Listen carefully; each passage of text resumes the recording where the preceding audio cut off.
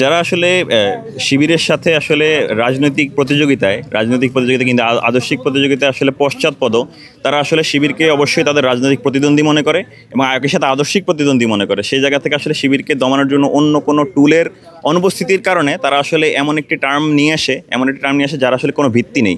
আমরা বারবার আসলে এই জায়গাটি থেকে চেয়েছিলাম যে তারা আসলে এমন কোনো যুক্তি উপস্থাপন করুক, এমন কোনো প্রমাণ উপস্থাপন করুক যে জায়গাগুলো আসলে আমাদের এই প্রোপাগান্ডাকে আসলে সাপোর্ট করে। কিন্তু আমরা সবসময় দেখেছি তারা এমন একটি প্রোপাগান্ডা আমাদের উপর দিয়েছে যেটি আসলে কোনোভাবেই আমাদের সঙ্গে অ্যালাই করে না। এবং এর এর মধ্যে আপনি দেখবেন সবসময় কিন্তু এর আগে যতগুলো ঘটনা ঘটেছে তারা আসলে প্রমাণ হিসেবে উপস্থাপন করে। সেই জায়গাগুলোর শেষের অংশে যেই জায়গাগুলো দেখা যায়, সেই অংশে দেখা যায় যে ছাত্র শিবির আসলে কোনোভাবে এর সাথে সম্পৃক্ত ছিল না।